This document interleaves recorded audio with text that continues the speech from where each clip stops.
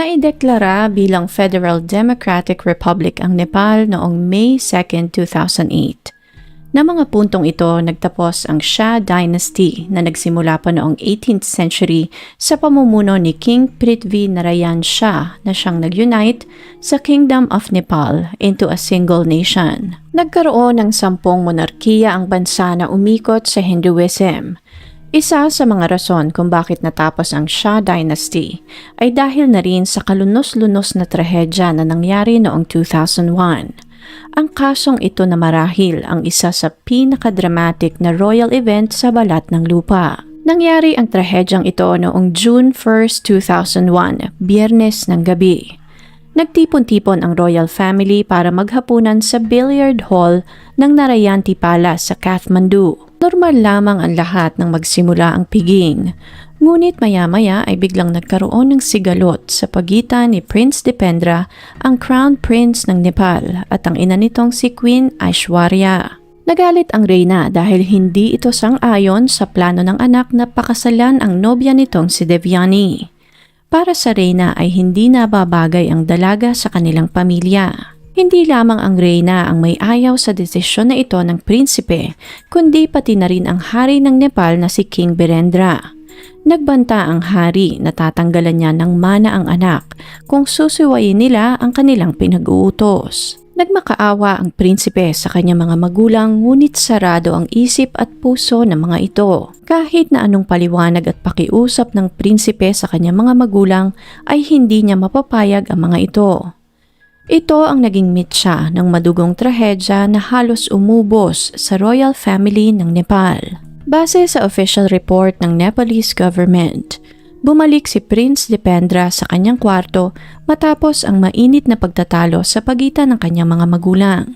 Makalipas ang ilang minuto, bumalik ito sa billiard hall na nakasuot ng army fatigue at may dalang 3 malalakas na baril. May dala itong isang submachine, isang military-grade M1 rifle at isang Glock pistol.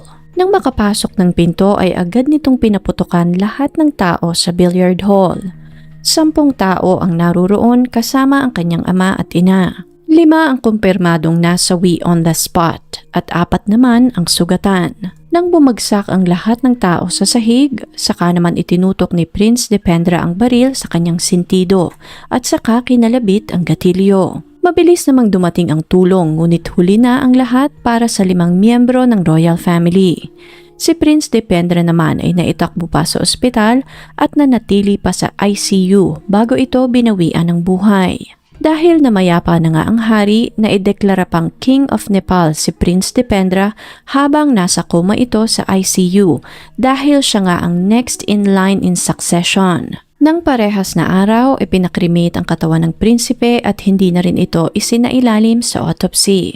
Nang gabing iyon, pumanaw ang buong line of succession ng royal family maliban sa nag-iisang kapatid ng hari at tiyuhin naman ni Prince Dipendra. Ngunit sino nga ba ang tagapagmanang ito at ano kaya ang kinalaman niya sa sabay-sabay na pagkamatay ng kanyang angkan? Base kay Lieutenant General Vivek Marsha, isang aide sa loob ng Royal Palace ng halos 26 years, iginagalang at minahal ng mga tao si Prince Dipendra. Sa harap ng mga tao, isa itong mapagmahal, magalang at matalinong prinsipe. Dahil nasubaybayan ng lieutenant ang paglaki ng Crown Prince, ramdam niya na parang kulang ito sa pagmamahal. Parang malungkot ang puso nito sa kabila ng karangyaan na kanyang tinatamasa. Kapag wala di umunong kasama ang prinsipe ay may pagkasadista ito. May mga pagkakataon na bigla-bigla na lang itong nagagalit ng walang dahilan. Kalimitan ay nilalabas nito ang kanyang galit sa mga alaga nitong hayop katulad ng pusa at aso. Minsan ay sinusunog niya ang kanyang mga alagang hayop at habang ginagawa ito ng prinsipe, kitang-kita ng lieutenant sa mata ng bata na masaya ito sa kanyang ginagawa. Habang lumalaki, nagkaroon din ito ng fascination sa mga baril na ikinabahala naman ng Palace Security Team. Nagmay-ari ang prinsipe ng MP5, isang submachine gun, isang M16 Commando at mga hunting rifle. Sa kabila ng kanilang pag-aalala, wala rin naman silang magawa upang pigilan ang prinsipe. Sa kabilang banda, pinapayagan ang sinuman sa royal family na magdala ng baril para na rin sa kanilang kaligtasan. Madalas pa nga ay magkasama pa ang prinsipe at ang hari na nagtetest ng mga bagong armas. Malimit din di umanong pumunta sa mga bars ang prinsipe upang mag-inom at mag-good time kasama ang kanyang mga kaibigan. Nag-aral ang prinsipe sa Eton College, the venerated British institution. Sa school na ito usually nag-aaral ang mga future kings at mga future prime ministers. Dito niya nakilala ang babaeng bumihag sa kanyang puso. Ang babaeng ito ay si Devyani Rana. Nagkakilala sila noong 1989. Base sa mga kwento na love at first sight ang prinsipe sa dalaga. Si Devyani ay anak ng isang sikat na Nepalese politician na nagmula sa isang Indian Maharaja. Kung iyong susumahin, hindi rin naman nagkakalayo ang estado sa buhay ng dalawang pamilya. May sinasabi rin ang pamilya ni Devyani. May mga nagsabi pa nga na mas mayaman pa ang pamilya ni Devyani kesa sa royal family ng Nepal. Ngunit kahit na ganoon, inayawan pa rin ng reyna ang dalaga dahil nagmula di umano ang ina nito sa mas mababang caste. Upang mapaghiwalay ang dalawa, tinangka din ng reyna na ipakasal ang prinsipe sa isang malayong kamag-anak na parte din ng House of Shah. Hindi rin nakatulong ang matagal na alitan ng makapangyarihang Rana family ng Nepal sa pagitan ng Chandra Shamshur clan at Juda Shamshur clan. Si Queen Aishwarya ay nagmula sa Juda Shamshur clan, habang ang ama naman ni Devyani ay nagmula sa kalaban nitong Chandra Shamshur clan. May mga nagsabi din na noong araw di umano ay inalok ng hari ang ama ni Devyani na pakasalan ang kapatid nitong babae, ngunit tinanggihan nito ang alok dahil hindi di umano kagandahan ang prinsesa. Ang nanay naman ni Devyani ay nagmula sa Royal Dynasty ng India. Katulad ng nabanggit kanina, mas mayaman pa ang pamilya ni Devyani sa royal family ng Nepal, kaya't kung magpapakasal ito sa prinsipe ay bababa ang living standards ng dalaga. Napakaraming complications at mga alitan na nangyari dekada na ang nakakalipas na hindi rin talaga nakatulong sa pag-iibigan ng prinsipe at ni Devyani. Ngunit sa kabila ng alitan sa magkabilang panig, ipinagpatuloy pa rin ng dalawa ang kanilang pagmamahalan at isinikreto nila ang kanilang relasyon mula sa kanilang pamilya at nagpatuloy ito ng halos 10 taon. Hanggang sumapit ang taong 2001. Dito na lumala ang alitan ni Prince Dipendra at ng kanyang mga magulang. Dahil sa sobrang stress, nalulong sa pag-iinom ang prinsipe. Grabe din itong manigarilyo. Dahil sa mga bisyo, bumigat ang timbang ng prinsipe na nasundan naman ng iba't ibang sakit at komplikasyon. Nagkaroon ito ng high blood pressure, high cholesterol, nanlagas din ang kanyang mga buhok. Dahil sa patong-patong na health issues, nagkaroon din ng depresyon at mood swings ang prinsipe. Sa ika-29 kaarawan naman ng prinsipe, dito na niya inanunsyo sa buong pamilya ang kagustuhan niyang pakasalan si Devyani. Buo na ang kanyang loob at walang sino man ang makakapigil sa kanya.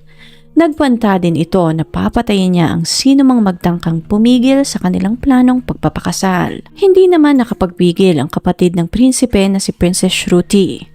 Hindi nito nagustuhan ang pagsagot-sagot nito sa kanilang mga magulang at ang banta pa nito na manakit. Kahit nabuntis ito ng panahong iyon, sinagot niya ang kapatid at sinabing tatanggalan nila ito ng titulo bilang prinsipe at tatanggalin din ng palasyo lahat ng pribilehiyo na nakukuha nito bilang miyembro ng royal family. Ngunit hindi man lamang natinag si Prince Dipendra.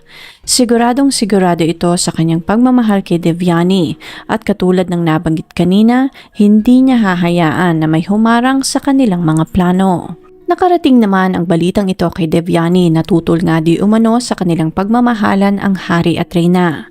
Galit na galit di umano ito nang malaman na maaari pang mabulilyaso ang pagiging reyna niya ng Nepal. Itinanggi naman ito kalauna ng pamilya ni Devyani at sinabing walang planong maging reyna ng Nepal ang kanilang anak.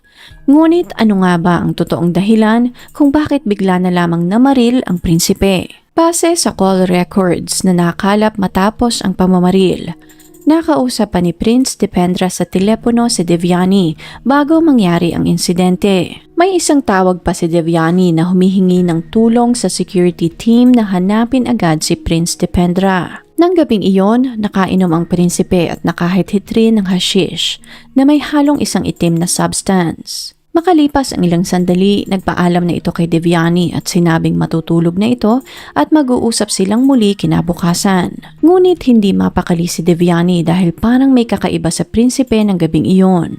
At hindi nga nagkamali ang dalaga dahil bandang 9:00 ng gabi, lumabas itong nakasuot ng army fatigue, dala-dala ang lahat ng kanyang mga armas. Agad itong napansin ng assistant ng prinsipe na si Ramkrishna.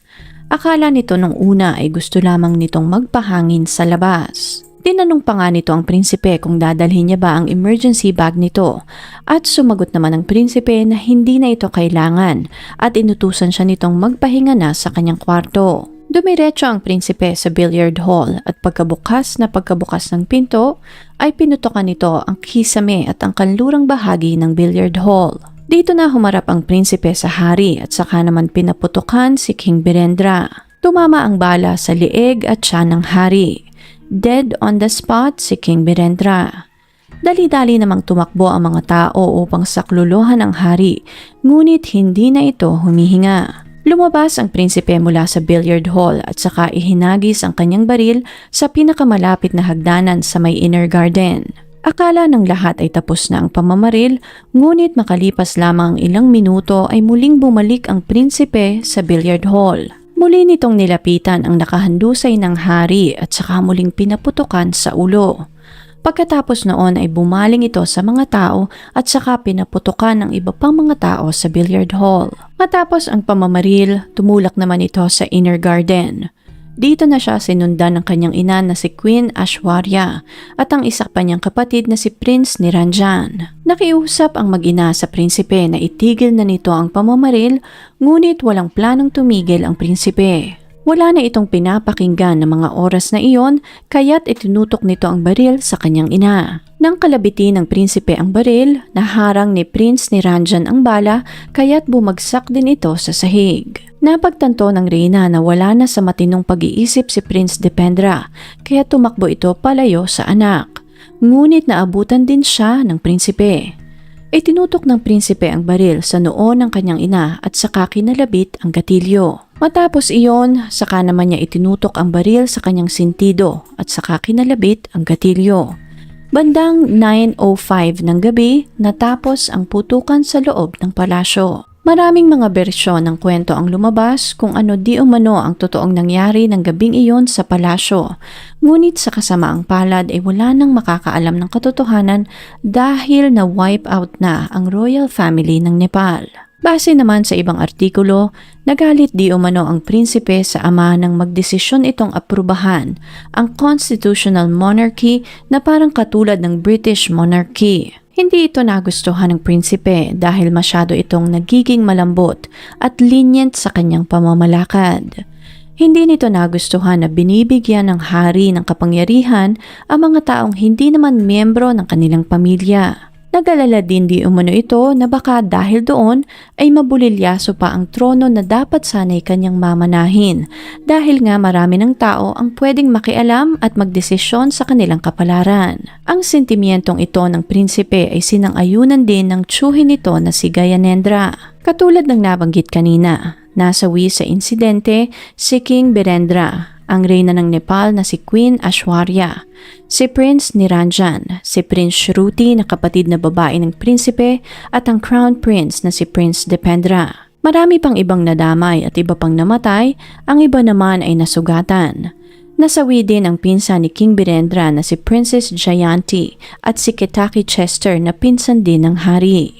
Ang nakakapagtaka lamang ay halos lahat ng tagapagmana sa trono ay nasawi, maliban lamang sa nag-iisang kapatid na lalaki ng hari na si Gyanendra. Na mga panahong iyon ay nasa kagubatan ito ng Chitwan at nangangaso. Mabilis na kumalat ang balitang ito sa publiko na talaga namang ikinagulat ng lahat. Upang mapakalma ang mga tao, itinalaga si Gyanendra na siyang bagong hari ng Nepal. Nangyari ito ilang araw lamang matapos pumanaw ang buong royal family noong June 4, 2001. Base sa konstitusyon, kung wala nang nabubuhay na anak na lalaki ang hari, ang trono ay maipapasa sa kapatid na lalaki ng hari. At iyon nga ay walang iba kundi si Gyanendra. Parang nahawi lahat ng balakid para kay Gyanendra at automatic ay naging hari ito ilang araw lamang matapos mapas lang ang royal family. At dahil nga dito, marami ang nagsuspecha na maaring may foul play na naganap. Magkaiba ang personality ng dalawang magkapatid. Si King Birendra ay very outgoing at malapit sa mga tao. Naniniwala ito sa constitutional monarchy. Ginawa nito ang lahat upang hindi magkaroon ng diktatorya sa bansa, taliwas naman sa paniniwala ng kapatid nitong si Gyanendra. Masyado itong naging lenient, lalong-lalo na nang naganap ang People Power Uprising. Nang mapas lang ang hari, 10 taon pa lamang na malaya ang bansa. Sa kabila noon, minahal at niyakap ng mga tao ang pamumuno ni King Birendra. Na-appreciate ng mga tao na hindi ito mayabang, mababa ang loob nito at wala itong hinahamak na sinuman. Kaya't nang pumutok ang balita na sumakambilang buhay na ang kanilang hari, labis na nag-alala ang mga tao kung ano na ang magiging kinabukasan ng kanilang bansa. Minahal at nirespeto ng mga tao si King Birendra na parang isang Diyos sa Nepal. Sa kabila ng official statement ng palasyo, marami pa rin ang nagsuspecha na maaring may foul play na naganap sa pamamaslang. Nagsuspecha ang mga tao dahil sa pabago-bagong statement na nilabas ng palasyo sa publiko. Una, inanunsyo ng palasyo na aksidente di umanong pumutok ang rifle ng prinsipe at tinamaan ng mga bala ang 10 tao na nasa billiard hall. Hindi naman ito pinaniwalaan ng publiko at tinawag na ipokrito at may pinagtatakpan ang palasyo. Kinuwestiyon din ng mga tao ang bilang ng bala na nakawala mula sa Glock pistol ng prinsipe. Base sa naunang report, nagbaril sa sintido ang prinsipe, so kung ganoon nga ang nangyari, paanong 2 bala ang napaputok ng prinsipe? Kumalat din sa publiko ang balitang lasing na lasing ang prinsipe ng gabing iyon. May mga eyewitness pa nga na nagsabi na halos natutumba na ito sa kalasingan. Ilang beses din di umano itong sumuka sa banyo base naman sa testimonya ng alalay nitong sina Paras, Kumar Gorak at Naranjan. Base din sa report, 47 cartridges ang naiputok ng prinsipe mula sa kanyang rifle, 29 naman mula sa submachine gun at 2 naman mula sa kanyang pistol. Nang bumalik naman ito sa kwarto, nanigarilyo ito at gumamit ng hashishand at hindi kilalang substance. Nang i-check nila si Dipendra, nakahandusay di umano ito sa sahig at nakabukas ang damit nito. Paano nagawa ni Prince Dipendra na bumangon, hakutin ang kanyang mga baril at saka barilin lahat ng naroroon sa billiard hall? Katulad ng nabanggit kanina, may nahit-hit pa nga itong hindi kilalang substance na maaaring mas lalong nagpabuway sa tindig ng prinsipe. Kaya't kung totoo nga ito, paanong napuntirya ng prinsipe ang hari at ang mga tao sa billiard hall? Base naman sa doktor na sumuri sa katawan ng prinsipe, wala silang nakitang kahit na anong trace ng alcohol o kahit na anong substance na makakapagpawala sa katinoan ng prinsipe. Tanging nicotine ang nakitang trace ng mga doktor mula sa dugo ni Prince Dipendra. Dahil sa mga questionabling impormasyong ito na lumabas sa publiko, inasahan ng mga tao na magkakaroon ng autopsy sa labi ng prinsipe upang makumpirma ang toxicology results, ngunit hindi ito nangyari. Parang minadali ang pagdidispatcha sa labi ni Prince Dipendra dahil nga na-cremate ang katawan nito the same day na tinanggalan nito ng life support. Diskumpiyado din ang mga tao sa departamento na humawak ng investigasyon dahil si King Gyanendra ang nag-appoint sa mga ito. Si King Gyanendra din ang nag-review at nag-approve ng impormasyon at detalye na ilalabas sa publiko. Kaliwat kanang pangbabatikos ang natanggap ng palasyo mula sa publiko dahil nagkaroon ng conflict of interest. Hindi maaaring maging credible ang report na iyon dahil ang pinagsususpetsahang tao ng publiko ang siyang nag-review at nagbigay ng approval sa lahat. Dahil parang minadali nga ang pag-cremate sa katawan ng prinsipe. Hindi na rin na-check kung meron ba itong gunshot residue sa kanyang mga kamay. Hindi na rin na-check ang direksyon ng balang tumama sa sintido ng prinsipe upang makumpirma ang sinasabi ng palasyo na ito nga ang kumitil sa kanyang buhay. Hindi rin makapaniwala ang mga tao na wala man lang nakalaban sa prinsipe nang magsimula itong mamaril gayong maraming tao sa billiard hall. Lasing pa ito at sinasabing medyo high nang nangyari ang pamamaril. Wala ring naging paliwanag ang palasyo kung bakit wala si Gyanendra sa piging, gayong isa itong official royal event. Napaka-convenient ng nangyari ng gabing iyon para nga naman kay Gyanendra, na para bang isinulat at mabusising pinlano ang lahat upang pumabor lahat para sa kapatid ng hari. May mga nagsabi naman na sinulsulan di umano ni Gyanendra at ng anak nitong si Paris, si Prince Dipendra upang magalit ito sa kanyang mga magulang. Ang mag-ama di umano ang nagsulsol sa prinsipe na komprontahin ang hari at reyna. Naging napakalaking question din kung nasaan ang royal security ng mga panahong nangyayari ang pamamaril. Dahil nasa iisang lugar at magkakasama ang royal family, dapat ay nagkalat ang security team doon upang masiguro na walang mangyayaring masama sa pamilya. Ngunit sa kasamaang palad ay parang wala man lamang security team na present sa billiard hall nang mangyari ang insidente.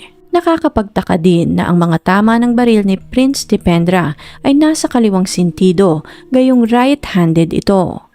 Naging questionable din ang nangyaring investigasyon dahil tumagal lamang ito ng halos 2 linggo. Walang nangyaring major forensic analysis sa kabila ng alok ng Scotland Yard na tumulong sa investigasyon. Dahil wala ngang nangyaring ganito, naging maliwanag sa publiko na maraming pinagtatakpan ang palasyo. Habang nangyayari naman lahat ito, umalis naman ng bansa si Devyani at pumunta sa India upang makaiwas sa media.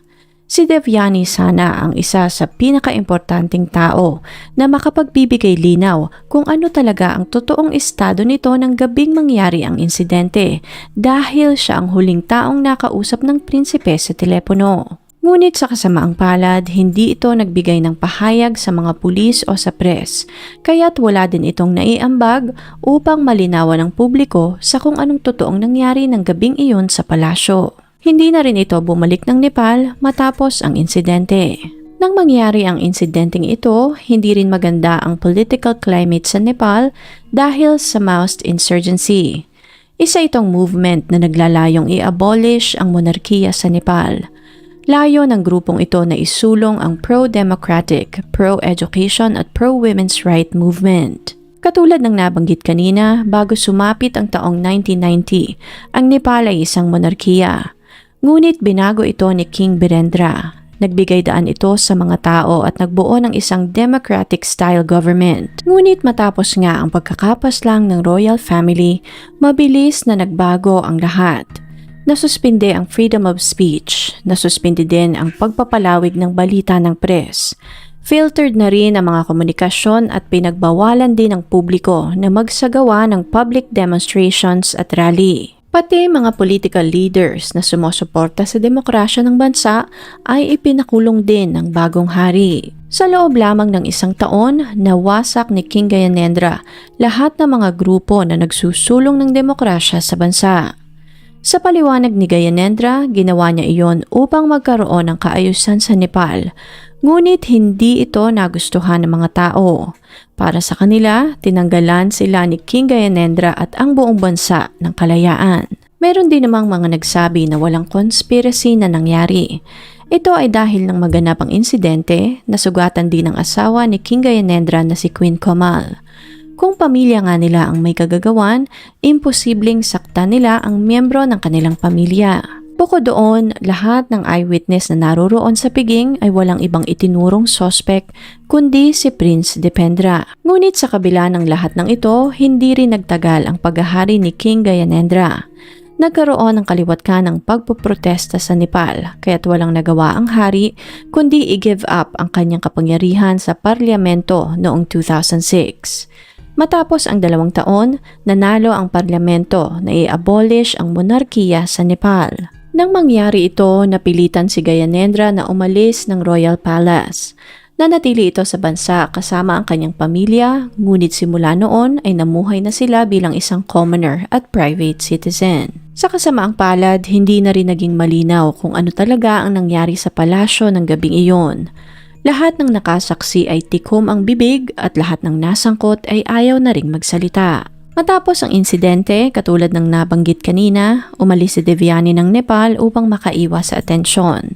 Taong 2004, nakakuha ito ng pangalawang master's degree mula sa London School of Economics o LSE. Nang sumapit ang taong 2021, lumipat ito sa Coca-Cola India bilang Vice President naman ng Public Affairs, Communications and Sustainability for India and Southwest Asia. Taong 2007, kinasal naman ito kay Yuvaraj Aishwarya Singh na siyang anak ni Maharaja Bhuvanesha Prasad Singh at Maharani Veena Singh of the former state of Singarali. Marami naman ang nagsabi na nangyari ang trahedyang ito dahil ito di umano ay nakatadhana at ang sumpang ito ay naipasa na sa henerasyon ng mga royal family sa Nepal. Noong 1796, natalo ni Prithvi Narayan Shah ang tatlong iba pang kaharian sa Nepal.